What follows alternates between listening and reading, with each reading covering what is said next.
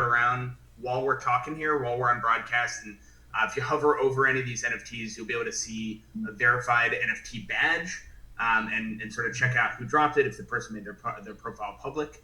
And so that's our new verified NFT system. We also have profiles. So if people want to create profiles, just click on your, it's probably a gray image for people in the top left.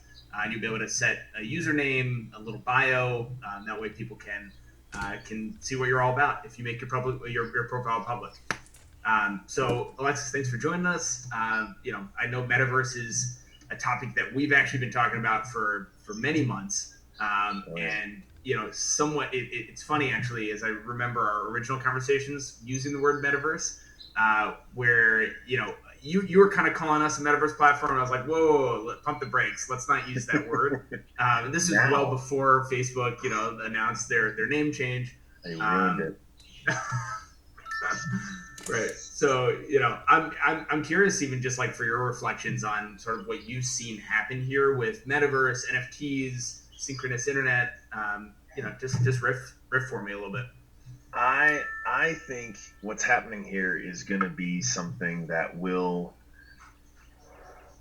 the phrase, I know I'm kind of mad at Zuck for doing what he did, but in a way it's been helpful. Like, in a way it has normalized something that now is, yeah, sure, it's the butt of a lot of jokes, but it's getting a lot more people realizing how inevitable this is. And how, look, at the end of the day, for folks who've sort of grown up on the internet, if you've played, I grew up playing MMORPGs, a little bit Ultima Online, but mostly EverQuest and World of Warcraft. You've already experienced the metaverse in a form. And it worked in spite of the fact that the features were pretty limited. The fact that you didn't actually own anything that you had earned, the fact that you didn't have any sense of ownership actually makes a huge difference. In fact, it is, I don't know if it's apocryphal, but I guess everyone believes now it was the reason, World of Warcraft was the reason that Vitalik created Ethereum, was because he was mad that the game developers at Blizzard had nerfed, I guess it was a couple of Warlock spells. And you see stories like that, it's like, okay, this new world that we are building is one that is going to span the entire internet. It's not going to belong to just Zuck. You see, I dropped in my verified NFT here to participate, my little ape. I didn't want to make it too brazen. I initially dropped it quite large. There we go. Okay, there. So she's just chilling over there. But this is all still so wild and experimental. And what I think is most exciting here is Web2, Zuck, and the rest of us. We created platforms that proved out the power of read and write internet, that let anyone think of themselves as a creator, that proved at scale that people wanted to form online relationships and communities, even with total strangers on the internet. And yet it's going to look like a blip compared to, I think, the future of the internet for the next 100 years and beyond, because the thing that was missing was ownership. And as a species, we humans really like that. You don't have to be a strident capitalist to believe that. Everyone values ownership in some form or another. And this actually enables it with all the benefits that the internet provides us of 24/7 connectivity, crypto markets never sleep, with infinite distribution, right-click save as. Like, those are all features now that actually provide a ton more value to people, because it turns out your time spent on the internet in the metaverse is just as valuable, and in some cases more valuable, than the time spent offline. And you're seeing the most very real example of that at scale in the Philippines with Axie Infinity, where a play to earn game, another, you could say Axie Infinity is another part of the metaverse, whatever. A play to earn game is generating more revenue for a whole hell of a lot of people than a job that they lost during COVID. And so that economy is going to be forever shaped by that, and you're going to see it spread to other developing countries. But this is a global phenomenon, and so you're seeing it now. And once you understand the value of your time differently, there's just no going back. For someone who is able to pay their rent playing Axie Infinity, they're going to look at their idle time forever differently. They're not going to sit there and give money to Candy Crush. by either harvesting their information for advertising or selling them things like hammers or whatever to smash candies they don't actually get rewarded for, right? At that point, the world totally changes. You're never going to give away your most idle, like you're playing a dumb game. Like it's not, this is not hard work. This is not sentimental family time. This is just, I'm bored. I want to be distracted, right? And because it's such a basic thing and seems so frivolous and forevermore will be seen as having value, you will never do that again for free. And more so, you're going to look at every part of your day and wonder, is this being properly valued? And chances are the answer is no. And so then the work you start to do is called into question. There's just, the fact that we're reshaping historically undervalued people's time, whether it's playing a game. You're seeing, obviously, we're surrounded by art here, right? Artists as a career path were the last. I mean, that's you tell someone you're a professional artist at a cocktail party, they'd be like, I'm so sorry. Like, I hope you've got a backup plan, right? For all of humanity, being an artist was a doomed career path. And there were exceptional people who certainly broke through, and whether that was because of the patronage of super rich people back during the Renaissance, or whether that's been in more modern times because, skill and talent and luck and the right gatekeepers letting them into the art establishment made that happen. Like, there's going to be a generation of creatives, of artists who will grow up now, photographers, good on the list, who will actually understand the value of their time is very meaningful. Now, will they all be people and make millions and millions of dollars? No. But will many, many, many more be able to make a living creating their art or taking photos? Yes. and so it's sort of the nature of the technology is such that we're seeing it now, primarily with gaming and with sort of creative work. But this is the very, very, very start. And it's so heartening because if those crafts that have been so undervalued are now finally getting properly reassessed because real ownership can now exist at scale to the global internet and really like fulfill the dream of the World Wide Web, what will happen to every other type of work and attention is going to be mind-blowing, because I think it's going to be pretty exciting. Well, one of the things that we get really excited about, that I talk a lot about, is the platforms or the technologies that really favor creators, right? One of the things you're pointing out is that, as a creator, as an artist, as a performer, as even an organizer, in Topia, we think of event producers, experienced designers, those are very much creators as well. Dude, so community managers. Exactly. Right. I mean, watch the salaries of community managers continue to steadily rise. You're going to see. Yeah. I've been talking about minimum viable community. That's my meme. I'm trying to make a thing because it used to be a minimum viable product in tech. And now that it's become borderline, I wouldn't say trivial. Web3 development certainly still has some those engineers are definitely not doing trivial work. But to get a site, to get a V1 online, to start a PFP project, to create a landing page, et cetera, it has gotten pretty trivial. To get to your first 1,000 users, pretty trivial. Product Hunt, Twitter, all this stuff didn't exist in 05. It very much exists now. Getting to that minimum viable community of people who are those true believers, who in a more token sort of delineated world or dominated world will actually have a stake in it, is going to become the great challenge. And then every CEO is going to need to think of themselves just as much as a kind of community leader as a business leader.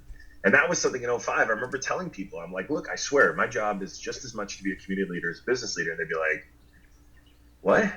Because it was a weird thing for a decade and a half. And now that world starts shifting. And I know it's very buzzwordy now, but the reality is community-led organizations are going to become the norm. Topia is living proof of it, but it's just the start. Yeah. Well, and one of the exciting things, we're saying the word metaverse, right? People actually mean metaverse to mean a couple different things. One is kind of like the real-time synchronous internet where people can come and interact with each other like we're doing right now. And then the other is sort of more the Web3 concept of a shared backend, distributed public database.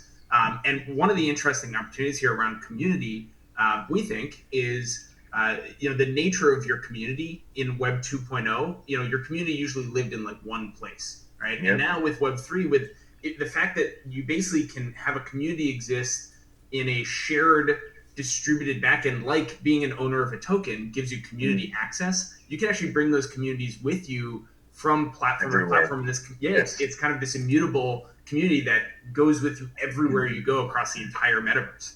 Well, and this was a feature as far as the Web 2 platforms were concerned, and it was a bug as far as the creators and communities were concerned for the last 15 years, right? Because even take someone who wants to let's just say create video content. They knew that they only had YouTube ultimately, maybe Vimeo, but they really only had YouTube for distribution, which is like, okay, fine, you do a deal with the devil, you're going to manage my distribution. It's cheap, it's a great deal. Like product wise, they're offering something really amazing. Upload any video, no matter how lame it is, no matter how bad it is, and they'll freely distribute it to the world. Like that's actually pretty dope, right? 15 years ago, that was a pretty dope phenomenon. And yet you spend all that time building that community there, and now all of a sudden it's like, oh, I got to get on Twitter. Okay, all right. Hey guys, come on over if you want. Please follow me on Twitter. I have to come up with a different content strategy on Twitter, so we come up with like some shorter video clips and maybe some written content. And then it's like, all right, well, no, actually, I want to reach more business folks. I'm gonna start a new audience on LinkedIn. Hey, everyone on Twitter or YouTube, please follow me on LinkedIn. You see where this goes. You eventually then are now having to think about like maintaining communities on a dozen platforms, at least half dozen platforms. And again, that is a feature of all the Web 2. As far as all those Web 2 companies are concerned, they're like, yes, please. And then the grip tightens, because then one day you wake up and Facebook is like, okay, cool, you've got 1 million followers, but I don't think you need to reach them all. But you can if you pay us money. And that started something that, God, I felt like I was sitting here on the sidelines tweeting about this stuff to certainly a lot of friends of mine in media, and having conversations with them as well to say, look, y'all can't, this is like 10 years ago, you're posting your content directly on Facebook, like you are just giving up everything to them, and they will have, you don't have a strategy to build your own audience, you don't have any ability to build technology or product, like you are just going to get, all the value is going to get sucked out of you. Needless to say, not many folks listened, but this was sort of the plan all along, because that is the way, if you're putting on your Zuckerberg hat, that's the way to extract the most value and reward your shareholders the most. Fine. Don't hate the player, hate the game. What now exists is an alternative that is actually better for the only two groups who matter: the creators and the community. And the big story about Web3 that I wish I could get across to places like DC. Probably saw some of my comments recently with some of Senator Warren's statements, or the recent sort of crypto panel down there. But this is something that politically should be very appetizing, actually, to both sides of the political spectrum, whether it is for this notion of sort of removing structural gatekeepers and the sort of like the crypto libertarian side of stuff, or the folks who want to remove the gatekeepers because they want to further democratize and provide a more equitable system for more people to contribute. And it's wild that the fundamental nature of it actually brings together a very different kind of political coalition than you could see, because really the only folks who stand to lose with this evolution are the folks who basically just get fat being middlemen. And I think it's a net positive for economies and for societies and for everything to say, okay, do we really need that? And if the answer is no, then great, we have that's what technology can do really well. Yeah, I think most rational people would say that people having choice is better for them, right? And frankly, like you're pointing out, people didn't really have choice. You had to, if you had a community and you wanted to get millions of people following, you had to use Facebook or Twitter or whatnot. Yeah. And now with the idea of these shared backends, public databases, people are going to flock, like the creators of communities, they're going to choose what's best for them. And so one of the questions I get asked a lot is how is competition amongst different platforms going to evolve here in the metaverse? Are you worried about some of the challenges for a company that supports NFTs, for example, or that is interoperable the competition between interoperable companies, competition with existing Web 2 companies. And my general perspective is that I think in the future, there's not really going to be a competition because all the creators and all the communities are going to go where it's way better for them, which is in a shared database where they are not beholden to any one platform, and where it's up to the platforms then to make the value of those communities, the value of the creations of the NFTs even more valuable. And so, for example, like even in Topia, we don't have a token, right? We're not creating something where you need to have a blockchain wallet to come into Topia. A lot of people here probably don't even have MetaMask or Ethereum wallets. And so we're kind of like this bridge, right? But if you have NFTs, like you just dropped your, Bored Ape Yacht Club NFT, which is awesome. Thank you for doing that, by the way. But if you have those, you can interface with this front end, with this sort of spatial social experience creation engine in a blockchainy way without that being mandated upon you. And so people, I think, will gravitate where they have the choice, where they can bring their Bored Ape Yacht Club. And at least for right now, one of the reasons that we didn't just go all in on Web3 and everybody needs to use Web3 is for us, it's a lot about accessibility as well, and trying to get millions of people, get everybody using platforms like this, and frankly, getting educated about distributed technologies like our peer-to-peer technology, where we're actually connecting through an end-to-end encrypted tunnel, those kinds of things. Right. So that matters. It matters a lot. And so I'm curious, one of the questions around NFTs and around blockchain is just around accessibility, and sort of like, what do you see as the barrier to adoption? What does this adoption curve even look like here? Right now, the barriers are stupidly high. The user experience is pretty bad. And the good news is, and one of the big places where I've been and we've been investing has been largely around on-ramps to Web3. And so I think the role that you all play with Topia is a really important one because, look, very few people actually care what blockchain you're building on. Very few people actually care about the underlying protocols, technologies. They're here for user experience. That's all they care about. They want a great user experience. How that is defined varies from one app or one business to another. But in 16 years of building product and investing, that's my North Star. It's always user experience. And so there is a really, really important role to play, especially in the next few years. I do think adoption is going to happen a lot faster than we realize. And I've become pretty optimistic. I went from cautiously optimistic for 10 years. Ever since seeding Coinbase in 2012, and even that was user experience. That was literally the r/Bitcoin community on Reddit is really gaga over this Bitcoin thing. Brian Armstrong is a really smart dude. And what he sees is that it's a pain in the ass to buy Bitcoin, and people are still doing it. So if you make it easier to buy Bitcoin in the trusted location, that was Coinbase's unique insight in 2012. And that, my entire investing history with all things Web3, all things crypto has been entirely based on user experience one way or another. And so I really think that's where the biggest opportunities are headed. And I've gone from crypto cautiously optimistic to pretty damn optimistic now in the last year or two, simply because I think we've just reached a critical mass of people who are using it, a critical mass of utility, a critical mass of hey, this thing has worked. It's not been perfect, but it's reached a point of it's definitely at that MVP stage. It's certainly past the MVP stage from a technical standpoint. And I think the role to be played now for, let's call it, the next 2 to 3 years is going to be about giving people an experience that delights them and gets them to participate in this world, maybe without them even knowing it. Or if they are knowing it, it's a good experience. Because right now it's terrible, right? It's Chrome extensions, it's remembering seed phrases.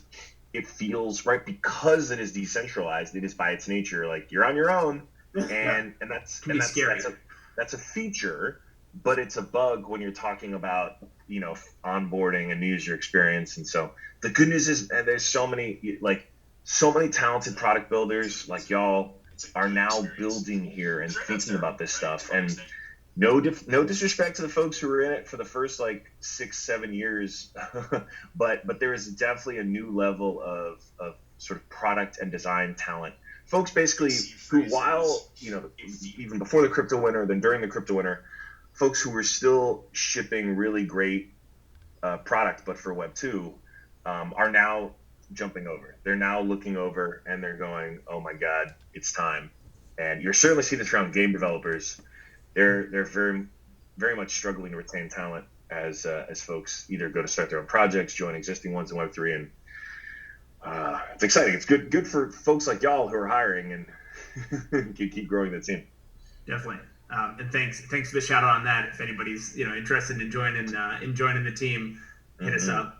You can just go to Topia.io and there's a little career thing at the bottom of the page. And Alexis, you're talking about games. You just brought up games. Obviously, there's a lot of crypto games and play to earn. You also brought up MMOs before, and I was an EverQuest player as well. I'm curious and in some ways, one of the things we talk about Topia is like take an MMO, strip out the quests and some of the like deep game elements and the social element of like hanging out in Ogremore and just like interacting with people. Whoa, Freeport over here. You're talking to a half-elf bard. All right, I wouldn't be caught dead in Ogremore. There we go. Well, even having that choice, right? Being able to construct your own context.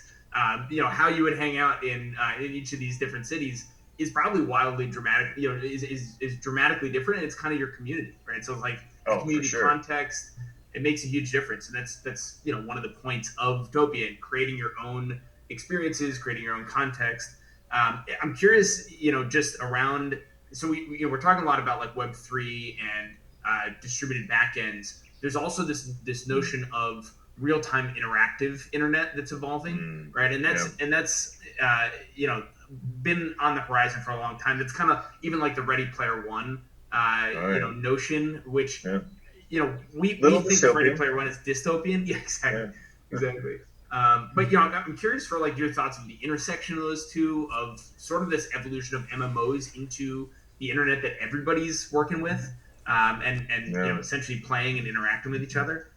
Where do you see like these intersections between Web3 and real-time internet? Because they're both called Metaverse, right? Yeah, I think. I mean, look, I did order the new Oculus Quest 2 because I feel like I gotta at least try it out. There's a hardware component of this that still feels very not very. Now at this point feels like only slightly gimmicky.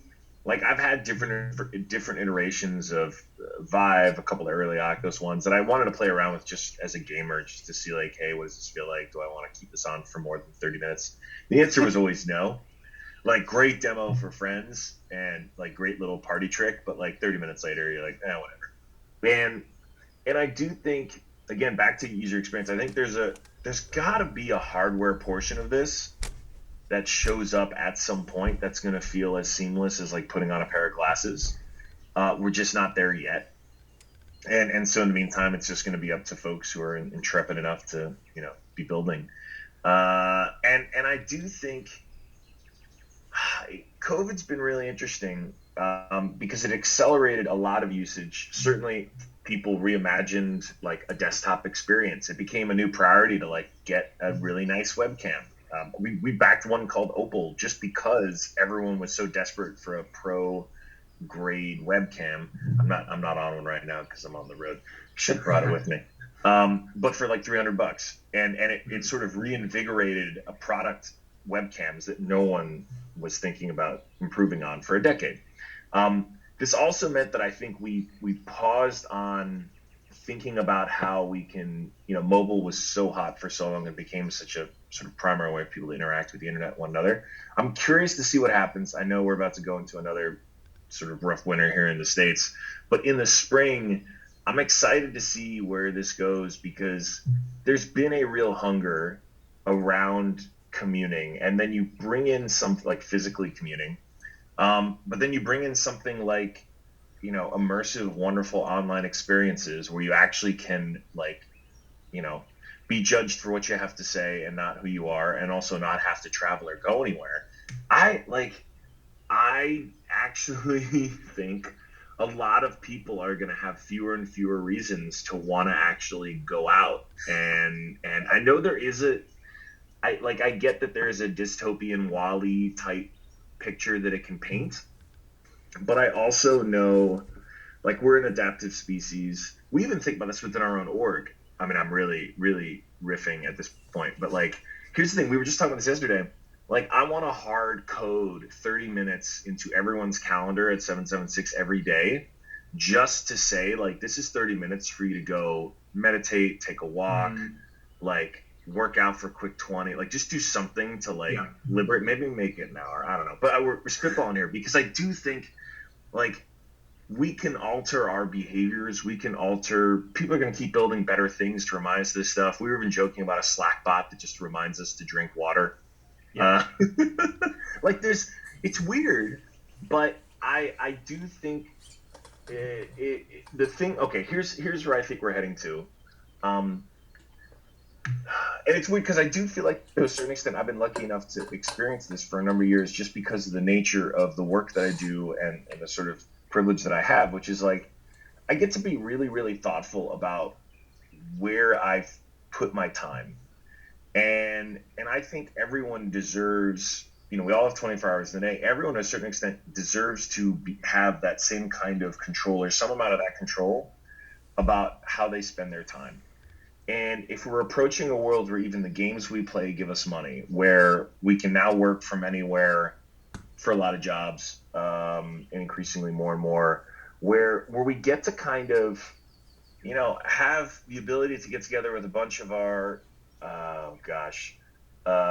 Attack on Titan fan friends. I'm just trying to get through season 1 right now. It's very intense. and do a shared viewing experience together, and schedule time for that on a Tuesday. Like, when I was in high school, I would set up guild meetings and Quake 2 clan practices during the week for my guild and clan, and my parents had no idea why I needed to make sure they didn't pick up the phone from like 5 to 6 p.m. Remember those days?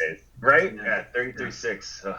But, like, that was empowering because you get to hit this perfect, like, when you have an infinite opportunity for commuting, because the world, you're not limited by travel, you're not limited by geography, a little bit time zones, whatever. You're not limited by people who have the same interests as you being in your physical location.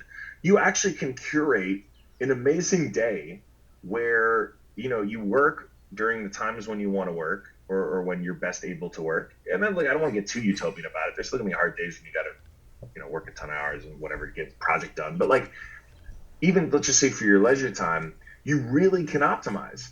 And you can go to the trivia night at the local bar on Tuesdays if you want to. But, like, every other night that week, you've made plans with your friends on the internet, and you're commuting over everything from, like, a shared stream of a sporting event that you're betting on with your friends, to, watching a Pokemon box opening on the next day with a bunch of strangers, to it's that is a very, very seductive reality. And there's someone, I can't remember who wrote about reality privilege, but I really do think that something that is really going to be exposed in these next few years is that online we can actually create spaces that democratize access to just a sort of better reality. Where I know the cynic's view of this could be like, oh, that's so depressing, a bunch of people at home on the internet. But I try to look at this stuff without my own bias and baggage. And I try to imagine the, like, I don't know, the alien coming down, not wanting to enslave us, but actually be like, okay, explain this thing to me. And if I'm explaining this, and I'm like, yeah, this is like, through this technology, we're able to commune and fall in love and have laughs and meet people who share our interests and all this great stuff. And we don't have to leave our home for 90% of it. Like, that actually sounds not terrible.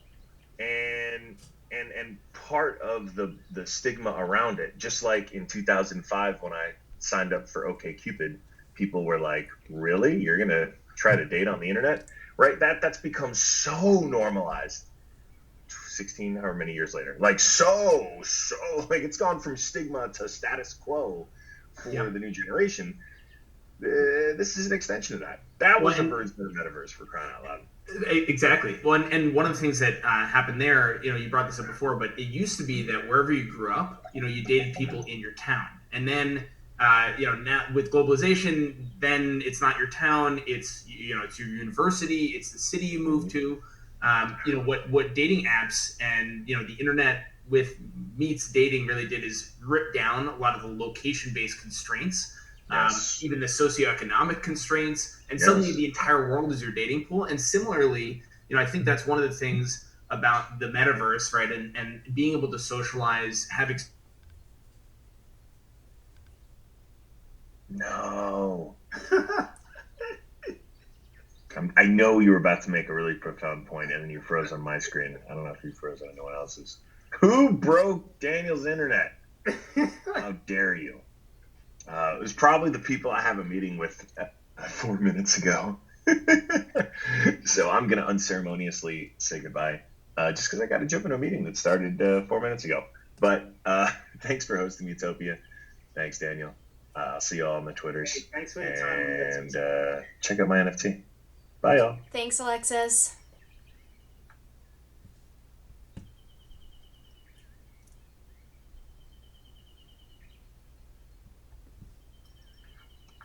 That was awesome. Thanks, Alexis.